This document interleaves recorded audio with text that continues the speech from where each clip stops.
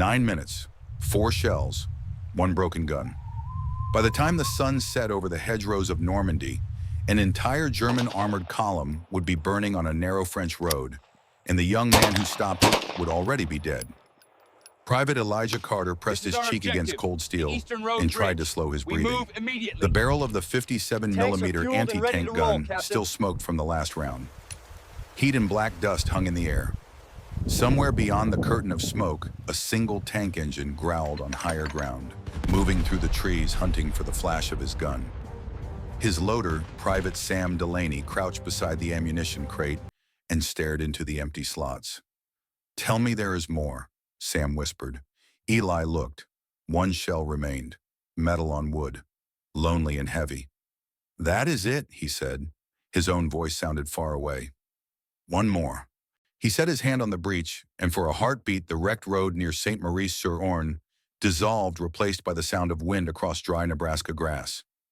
Before anyone called him, Gunner Elijah Carter was a farm boy who preferred the tree line to the town. His world was a patch of prairie outside a small Nebraska town, a place where the horizon stretched so wide it seemed the sky might tip and spill. His father worked the land with stubborn patience. His mother kept 6 children, fed, clothed, and moving. On the morning of his 10th birthday, his father handed him a .22 rifle and a small box of cartridges. "We will see if you can learn," the older man said. They walked into the dawn together, boots whispering through grass, breath steaming in the cold. The woods along the creek were thin, but to Eli they felt endless. The world there was made of small sounds, the scratch of claws, the creak of branches, the soft crunch of his own feet. His father pointed out a squirrel on a low branch. Eli lifted the rifle, lined up the iron sight, and felt his heart pounding against the stock. He squeezed the trigger. The shot cracked. The squirrel leapt away untouched. His father did not scold. He took the rifle, checked it, and handed it back. "You are trying to shoot with your eyes alone," he said. "The sights help you see. They do not tell you when to fire. Feel the wind. Feel the weight of the air. Listen to the ground under your boots. When it is right, you will know. You do not shoot with your eyes, Eli. You shoot with your gut, and you never waste a shot." The words rooted themselves deep inside the boy. He repeated them while stacking hay, while fixing fences, while listening to the old Zenith radio in the kitchen, as news from across the ocean bled through static. He was 16 when he first heard the word Panzer. The announcer on the radio spoke of armored divisions rolling through Europe, of nations cut apart by steel and fire. Those stories felt distant, like storms on another horizon. Then came Pearl Harbor. The Carters gathered around the radio as the president spoke of a day of infamy. Eli watched his father's jaw tighten. His older brothers talked about enlistment. Eli assumed the war would be decided by men who already wore uniforms.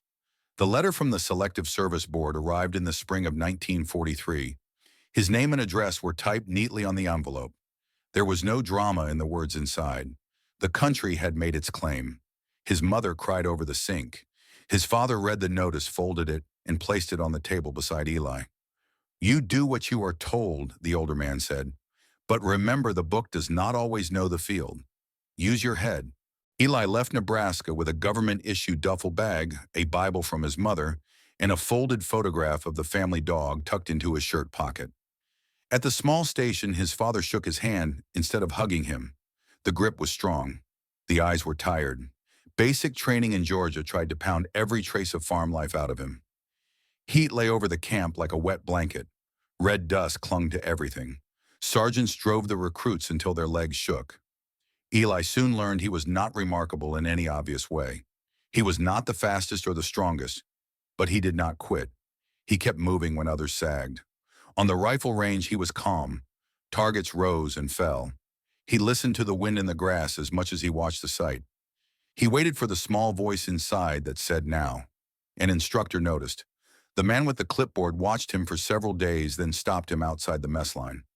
"Carter," he said, "you are going to the anti-tank school. They asked for men who do not flinch." A week later, Eli stood beside a long barrel pointed at a steel plate half a field away.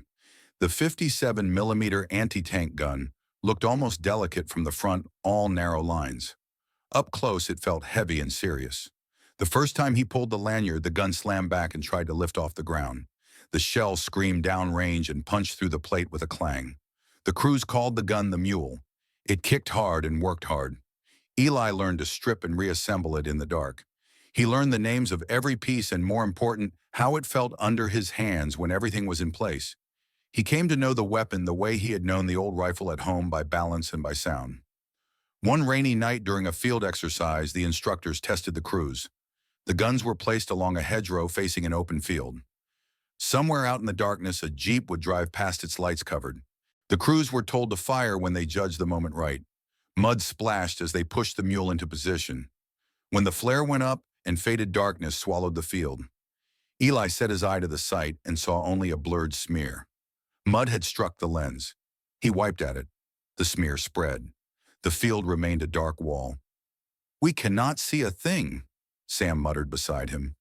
In the distance, an engine started and began to roll. Eli closed his eyes for a second and pictured the markers they had paced off that afternoon. He listened to the sound of the jeep bouncing over ruts, to the pattern of its engine. He felt the ground under his boots tremble in a certain rhythm. "On my count," he said. 3, 2, 1. He pulled the lanyard. The mule bucked. A heartbeat later, the instructor shouted for a ceasefire. The jeep braked to a stop almost exactly on the imaginary line Eli had drawn in his head. The sergeant marched up through the rain. "You could not see that target," he said. "No, Sergeant," Eli answered. "So how did you hit it?" "It felt right," Eli said, and thought of his father in the gray Nebraska trees. The sergeant stared for a moment, then shook his head. "Remember that," he said. "Glass breaks in war." By the winter of 1943, Elijah Carter was no longer just a boy from a prairie town. He was a gunner. He could judge distance by the sound of an engine and could tell when a crew was losing its nerve by the way they handled a shell. Yet in his letters home, he still called himself the man who fed the mule. His mother wrote back every Sunday. "Be brave," she always ended, "but do not be reckless." In the spring of 1944, his unit crossed the Atlantic on a crowded ship. Men slept in stacked bunks that stank of oil and sweat. At night, the talk turned again and again to German tanks. Stories of Panzers rolling through France came back like campfire tales. Eli lay awake and imagined his slender gun facing one of those machines. He could picture the flash, the recoil, even the clang of impact. What he could not picture was what happened if the shell bounced. In England, the training continued. Maps on tent walls now showed real French towns. Officers spoke in quieter voices. Everyone knew an invasion was coming. Originally, Eli's gun was slated for work behind the front guarding supply routes, rather than facing the first wave. Then a supply truck crashed on a wet road, and a sickness swept through another anti-tank platoon. Numbers shifted on a board Eli never saw. When the landing orders came, his mule was now attached to a company under Lieutenant Robert Hale, tasked with guarding the approaches to a town called St. Maurice-sur-Orne. Hale met them in a muddy orchard. He was lean and tired-eyed, his uniform clean, in a way that came from habit rather than pride. "You boys have the Eastern Road," he told Eli and Sam. "Not the main route, a side road. Intel says if anything comes that way, it will be small patrols or the tail of a column. You will have artillery on call, and if the clouds cooperate, aircraft somewhere above. You will not be alone." A side road sounded safer than a main highway. Small patrols sounded better than spearheads. Yet Eli noticed the way Hale's finger traced and retraced the thin line on the map, as if even the officer did not fully trust what intelligence promised. They rolled towards St. Maurice in a convoy of jeeps and trucks. The countryside bore the fresh scars of war: burned vehicles in ditches, roofless farmhouses, fields torn by shell bursts. At dusk, they reached the small stone bridge east of town. The road ran straight toward it, dipped over the river, then rose into hedgerow country. Thick brush lined both sides. To one side, the ground fell away to water. To the other, an embankment offered a little height and a place to dig in. Eli and his crew unlimbered, the mule swung the barrel toward the expected approach and began to scrape shallow positions. The night was restless with distant artillery and the occasional drone of an unseen aircraft. At mid-morning, German shells began to probe the eastern approaches. Most landed beyond the town, but a few walked their way along the road. One fell close enough to shower the gun crew with dirt and stone. When Eli wiped his eyes and looked through the sight, he saw a spiderweb of cracks across the glass. The world beyond wobbled and blurred. "That is not good," Sam said. Eli tried to adjust for the distortion, moving the dials, shifting his head, but the lines never sat still. The field telephone wire that linked them to Hale had also been cut by the blast. They reported the damage as soon as the shelling eased. The answer that came back was thin and hurried. Replacement gear was delayed. Lines were down everywhere. Artillery was already committed to another fight. "Hold where you are," the voice said. "We will rotate you out when things settle." The hours stretched. No one came. Another stray shell landed near enough to wound two of the crew. One man's leg was torn. Another clutched a bleeding shoulder. Medics slid in, bandaged them, and dragged them toward the rear.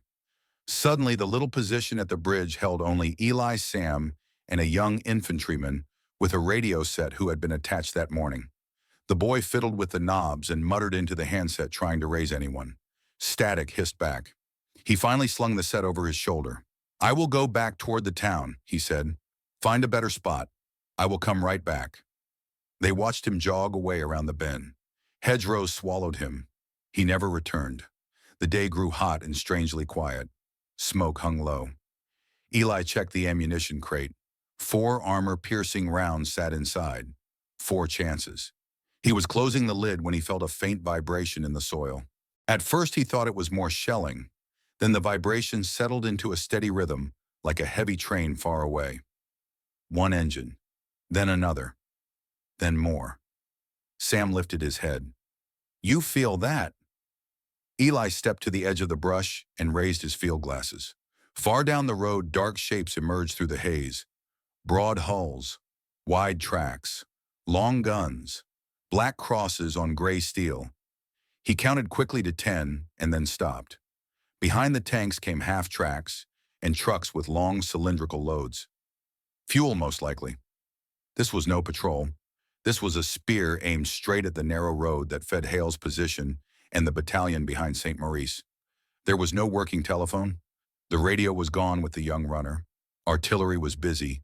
Aircraft were nowhere in sight. Eli lowered the glasses and looked back along the road behind them, toward the men he could not see but knew were there. Tired infantry who believed someone was watching this approach. Sam's voice broke the quiet. "We cannot stop that," he said. "Not with a broken sight and 4 shells. We drag the gun back now, maybe we get out. Someone else can set up a real line. If we stay, they roll right over us." For a brief moment, Eli let the picture form. Abandon the mule. Fall back. Live to fire another day. The logic was clean and simple. Then he saw in his mind the tanks crossing the bridge with no one to greet them. He saw them spreading into the low-ground turrets turning toward the town. He saw men running who had never been told to run. He heard his father in the Nebraska woods. "You do not shoot with your eyes. You shoot with your gut. Never waste a shot." He saw his mother's handwriting on thin paper. "Be brave, but do not be reckless." He looked at the bridge, at the soft earth along its edges, at the line of armor closing the distance yard by yard. "We are not going to stop them all," Eli said quietly.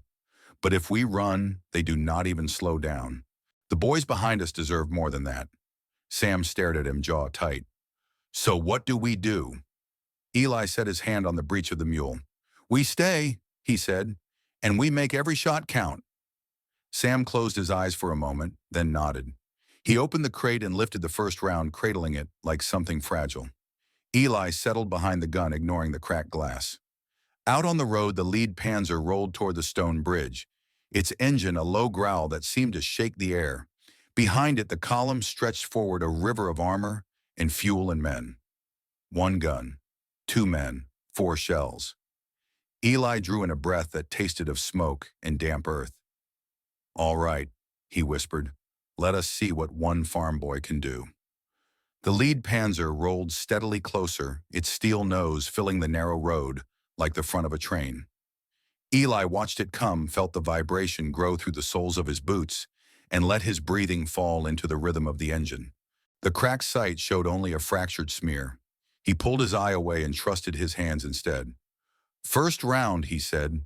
Sam passed the shell into his palms. It was heavy and smooth, a small thing, compared to the tanks that filled the road, yet it now weighed as much as the lives behind them.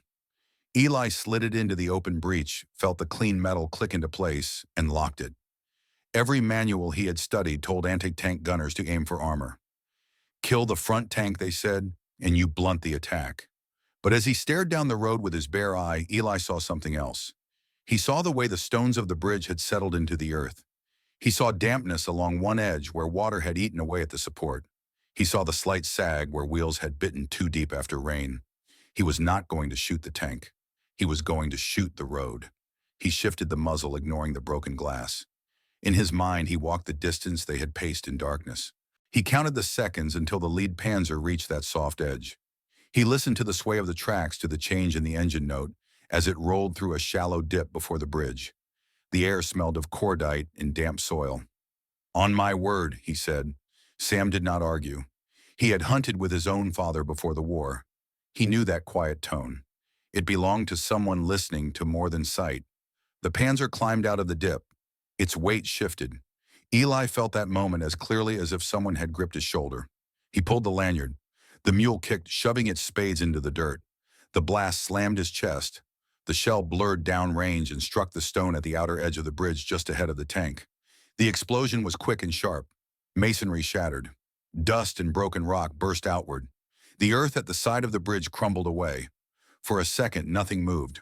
Then the right track of the Panzer slid into empty air. 30 tons of steel lurched sideways. The tank slammed down at an angle, nose still on the road rear corner hanging. The driver gunned the engine. The track spun and scraped, biting only stone and emptiness. The tank settled into a twisted crouch sideways across the bridge. Behind it, the second tank braked too late and skidded forward, its locked tracks squealing. It rammed the first with a dull crash. A third tried to swing wide, hit the soft shoulder, and dropped into the ditch. A half-track behind them slid to a halt, trapped by the heap of armor ahead. In the space of a breath, a clean spearhead of Panzers became a tangled knot of gray steel. Sam stared through the smoke. "Did you mean to do that?" he asked. Eli did not take his eyes from the road. "Load the second round," he said. The tanks were not destroyed. They were blocked. That mattered more. A jammed road could not be rushed. A jammed road bought minutes. Sam lifted the next shell. It was warmer now, damp with sweat. Eli slid it into the breech and locked it home. As he did, his eye caught movement further back in the column. Near the rear, between supply trucks, a long metal cylinder lay on a flatbed. Fuel. Enough to feed engines for miles. Enough to turn a narrow road into a furnace. "Back of the line," Eli murmured. "You see it?" Sam followed his gaze and swore under his breath.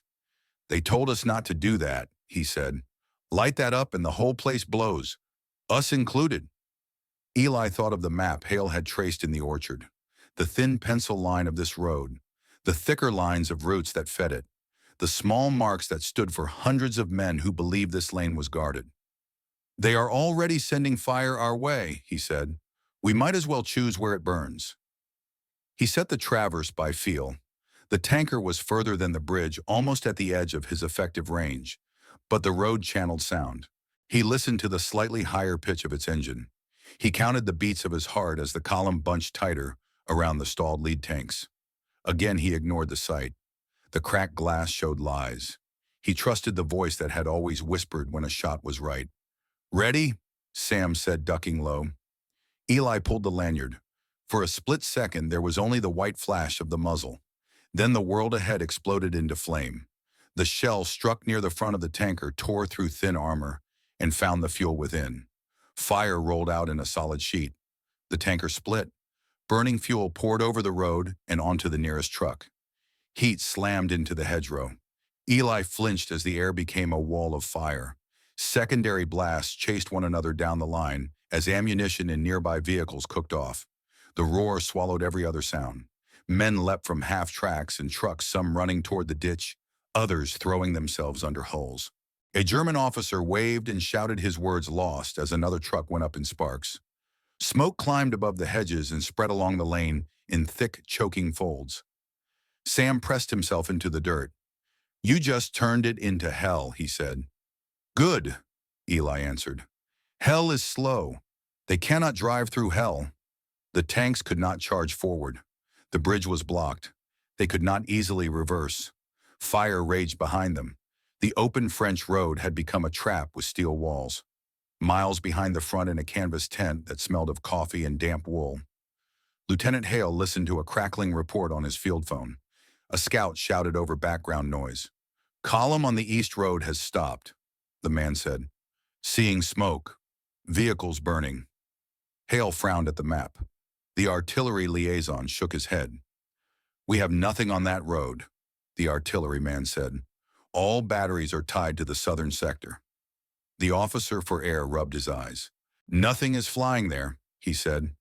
Hale tapped the thin line that marked the eastern road. One gun position, a small rifle screen. "Then who stopped them?" he asked. No one in the tent had an answer. Out by the bridge, the mule was already being fed its third round. The fire at the back of the column had turned the air into a shimmering curtain. Through gaps in the smoke, Eli saw vehicles trying to back away from the blaze. One shape moved differently. Sleeker lines, larger gun, lower silhouette. A panther, the big cat among the pack. It was not trapped at the bridge. It sat near a wider spot in the lane. Its driver had seen disaster ahead and thrown the gears into reverse. The tank eased back into a small field, searching for room to turn. If it broke free, it could skirt the ambush and hunt along the hedgerows. It could also call in fire and reveal how thin this American position really was. Sam saw it too.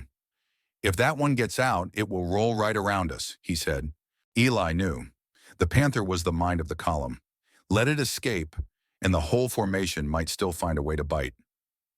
"Third round," Eli said. Sam hesitated. Sweat carved pale channels through the grime on his face. "That leaves one," he said. "One will do," Eli answered. He hoped he was right. He watched the panther move. It backed into the field, then edged forward, pivoting. The driver was careful, keeping the hull partly screened by smoke and low stone walls.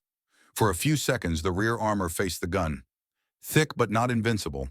Behind it sat the engine block, the heart that pushed all that steel. The range was longer now. If the sight had been clear, he might have used its markings. Instead, he let his eye follow the line of the barrel.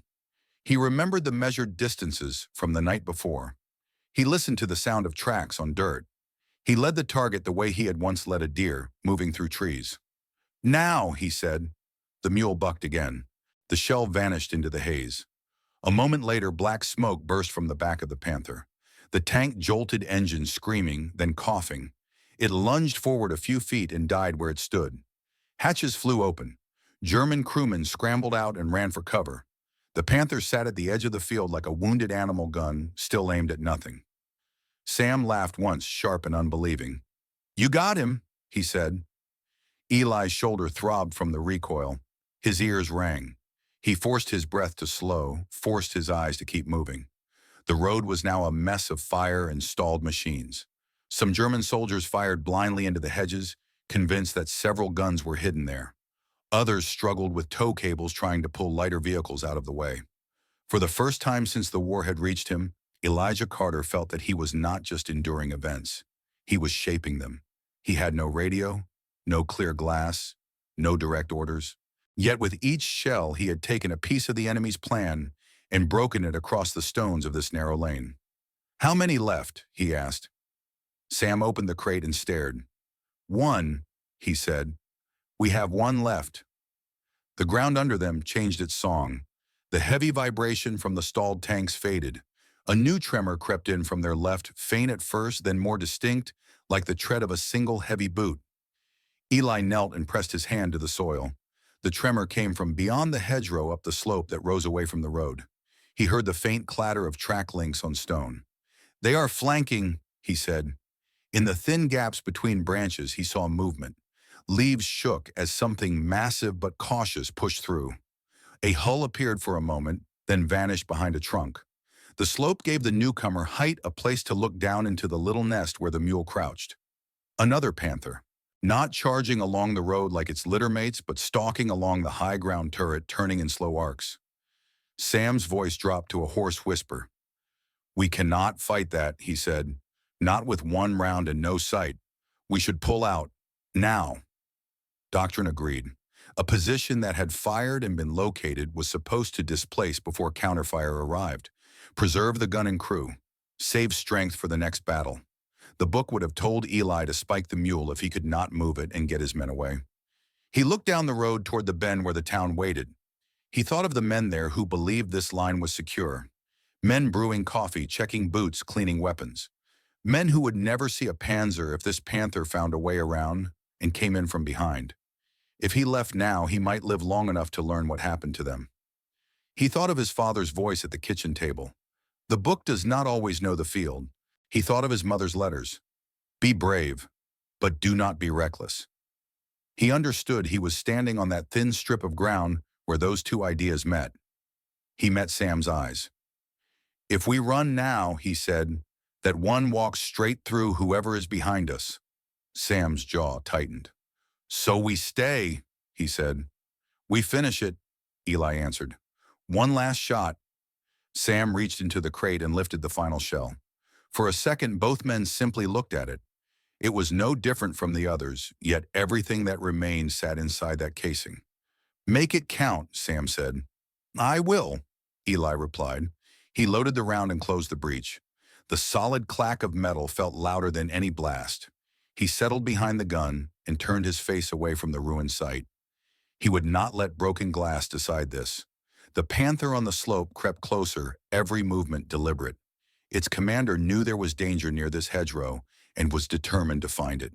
The turret swung in patient arcs. The barrel dipped and rose as the tank rolled over roots and stones. Eli tracked it with the barrel, catching glimpses through branches. A piece of track, a slice of side armor, the curved front of the turret. It was like watching a dangerous animal move behind tall grass. He had to fire where it would be, not where it had been. He listened again. The engine note climbed as the Panther worked against the hill. The ground tremor grew stronger under his knees. You do not shoot with your eyes, his father's voice said in memory. You shoot with your gut. He exhaled slowly and let the noise of the battlefield fade until all that remained was that rhythm. Engine, track, heartbeat. Now, he said. He pulled. The mule roared for the last time. The recoil slammed into his shoulder and drove the trails deeper into the earth. The shell raced into the gap between trunks and vanished. A moment later, the Panther screamed. Metal shrieked as the shell smashed into its left track assembly and punched through into the engine compartment. Steel teeth flew. The hull jerked sideways. One track locked while the other lurched, twisting the tank in place. Black smoke erupted from the rear grills. The engine coughed and died. The big gun sagged as pressure drained away. The Panther slid back a few inches down the slope and stopped nose slightly down like a beast forced to kneel. A hatch flew open. A German crewman climbed out and scrambled for the trees. Another followed, stumbling as he ran. Sam let out a broken laugh. You got him, he said. You really got him. Eli stayed with his hands on the gun. His legs shook. His ears rang. We are empty, he said. If they come again, we have nothing left. Sam looked once more into the crate. It remained bare. The sounds of battle shifted. The steady grind of engines had faded, replaced by the crackle of burning fuel and the sharp pops of ammunition cooking off inside abandoned hulls. The road that had promised speed for German armor now held only wrecks and flame. For the first time all day, there was a thin slice of quiet. In that brief pause, another sound slid in from above, a high, thin whistle, almost delicate. Mortar. Down, Eli shouted. They dropped beside the mule. The shell landed close, 10 yards away. The blast tore the air apart. Earth and stone and shards of iron slammed into them. The world turned white, then black, then nothing at all. Eli did not hear the second mortar round. He felt it. An enormous hand slamming into the world, lifting earth and iron all at once. Then there was only whiteness, and then the dim, muffled sense of having a body again. Sound returned in pieces. The crackle of distant fire. The low whine of cooling metal. Someone breathing close to his ear. Stay with me, a voice said. Come on, Eli, stay with me. He forced his eyes open. The sky above him was gray and blurred. A medic leaned over his chest, hands pressing hard into a bandage at his side. Pain flared, bright and sharp, then settled into a deep ache that seemed to reach his spine. "Where is Sam?" Eli asked, the words scraping out of a dry throat. "I am here." Sam Delaney knelt beside him, face streaked with soot and sweat. A strip of cloth was tied around his head. He gave Eli a shaky grin that did not reach his eyes. "You did it," Sam said. "You stopped them." Eli tried to turn his head. The medic shifted so he could see through a gap in the hedgerow. The road beyond looked nothing like the neat spine of armor that had rolled toward them.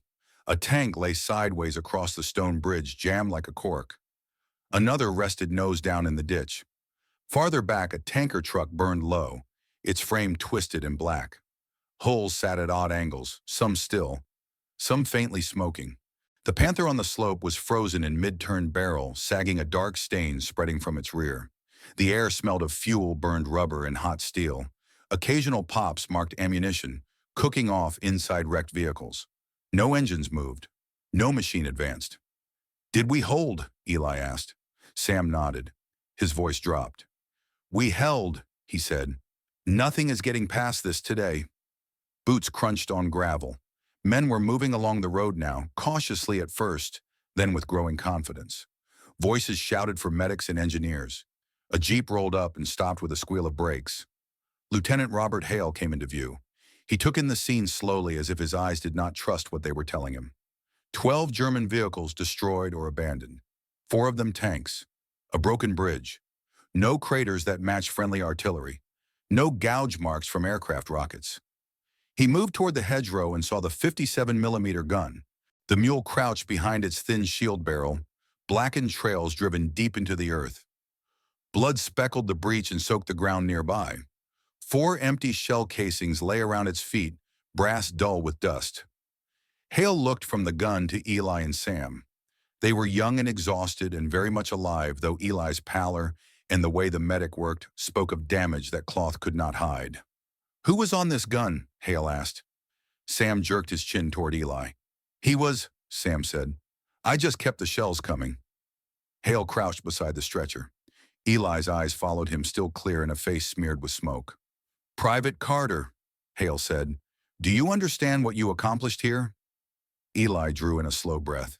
Pain tore up his side and into his chest. "We stopped them," he said. "That was the job." Hale looked back at the road. The magnitude pressed on him. That column had been meant to drive into his flank, to roll up his line and crush the battalion behind St. Maurice. Instead, it lay here in pieces. "You bought this entire sector time," Hale said quietly. "You and this gun." Eli's gaze drifted to the mule. His fingers twitched weakly, reaching toward the breech as if feeling for familiar metal. "Gun is empty," he murmured. "No rounds left." "We will get you more," Hale said. The words came out by habit, the reflex of an officer promising another day of work. The medic met his eyes and gave a small, almost invisible shake of the head. They both knew there would be no more rounds for this gunner. Eli heard voices somewhere beyond the ringing in his ears. Men calling for stretchers, someone asking for a bridge report. The sounds blurred at the edges. He thought briefly and with aching clarity of Nebraska fields under open sky, of his mother in the kitchen, hands dusted with flour, of his father setting a rifle on a table and saying, "Never waste a shot." He tightened his grip on Sam's sleeve. "Tell them we held," he whispered. Sam bent closer so the words would not be lost. "I will," he said. "I promise." Eli's hand relaxed. His eyes fixed on the gun stopped moving. When the stretcher bearers arrived a few minutes later, they found a quiet tableau. The anti-tank gun pointed down the road it had just emptied. The loader sat in the dirt, staring past everything. The gunner lay beside the trail, one hand near the breech lever, his face strangely peaceful, as if he were still listening for engines. They covered Eli with a tarp and carried him toward the rear. Sam walked behind until a medic guided him toward a jeep of his own. There were bandages to change and questions he was not yet ready to face. Hale did not leave the road at once. He ordered engineers to test the bridge and make sure it would not collapse under American trucks. He ordered soldiers to search the wrecks for maps and papers. Medics dragged wounded German crewmen from broken vehicles and laid them beside American casualties, for the moment just men hurt in the same storm. Then Hale called for specialists. An artillery officer arrived with a notebook and a measuring tape. A logistics officer came with a clipboard. Together they walked the length of the destroyed column, marking where shells had struck. "Here," the artilleryman said, pointing to the shattered edge of the bridge. "First hit, anti-tank round. Took the outer support." He moved to the charred remains of the tanker. "Second impact here," he said. "Thin armor, clean penetration. Fuel did the rest." They walked to the Panther in the field, then to the one on the slope. "Third," the artillery officer said. "Fourth, all traced back to that hedgerow position." He nodded toward the mule. The logistics officer frowned. "It still does not fit," he said. "One crew with a light gun is not supposed to do this. Higher will not like it. It makes our dispositions look thin." The artilleryman shrugged. "Thin or not, the ground does not lie," he said. "One gun, 4 shots. That is what happened." Hale listened and felt a knot form in his chest. He remembered the briefing map that had shown this road as a side concern. He remembered his promise of artillery and air that had never reached this hedge. "We will not lie either," he said. "Write it exactly as you see it. 1 gun, 4 rounds, 1 private who decided not to move." The first report Hale sent that evening was crisp and spare. Enemy force of 10 to 12 vehicles. Column halted and disabled east of St. Maurice. Friendly casualties moderate. No friendly armor or aircraft engaged. 1 anti-tank position fired 4 armor-piercing rounds and was then hit by mortar fire. At the bottom, he added a recommendation in plainer words. Private Elijah J. Carter Gunner displayed extraordinary courage and initiative in engaging and disabling an enemy armored column with limited ammunition and a damaged weapon, thereby preventing breakthrough on our flank. He was killed in action beside his gun. The message climbed slowly through the command tree. Other battles demanded attention. Requests stacked up. The paper carrying Eli's name moved from desk to desk gathering initials. At division headquarters, an awards board read it and agreed on a silver star. At Corps, a colonel studied the attached sketches and amended the form. "Make that a Distinguished Service Cross," he said. "Anyone who does this much with so little has earned it." By the time the final approval came, Eli had already been laid to rest in Normandy. His cross stands among thousands on the bluff above the sea.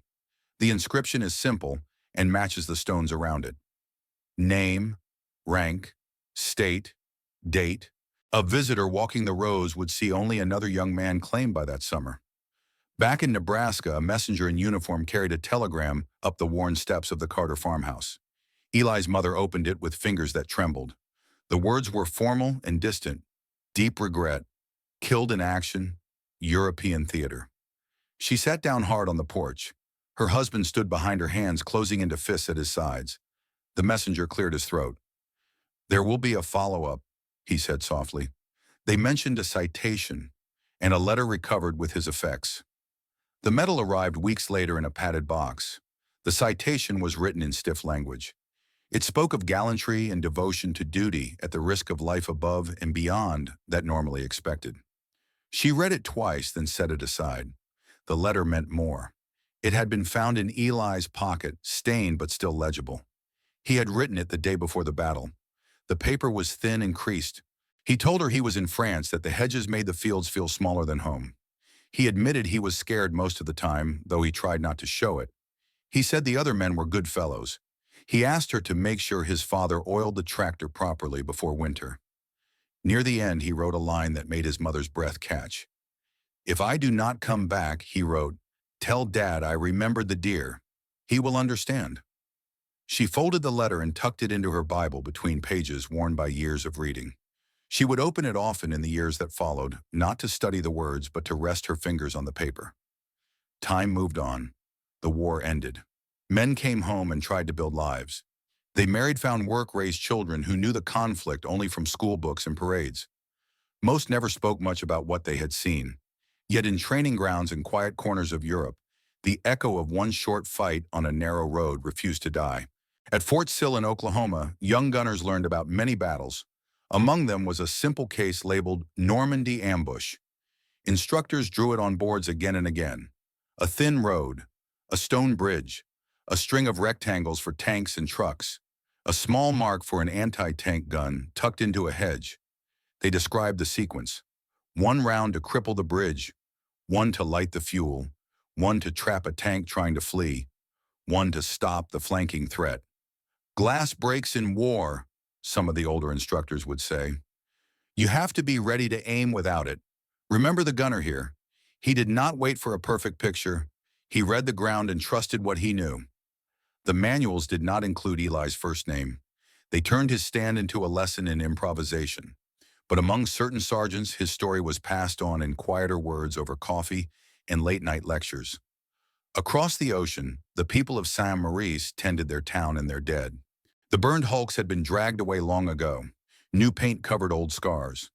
Most of the men and women who had crouched in cellars that summer now walked streets that felt safe. Still, the Eastern Road kept a trace of what had happened. The council voted years later to name it Chemin du Canon Solitaire, the Road of the Lone Gun. The sign was plain wood with simple letters. There was no ceremony. Someone hammered it into the ground and stepped back. That was enough. Each year, a teacher from the local school brought a handful of students to the hedgerow where the mule had stood. They laid wildflowers on the grass and listened to a short story in soft French about a young foreign soldier who had fired until he could not fire, and how their town had not fallen because of it. Most of the children forgot the details. A few did not.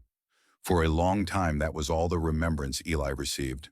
A cross in Normandy, a name on a county stone in Nebraska, an unnamed gunner in a training example, a wooden sign on a French lane.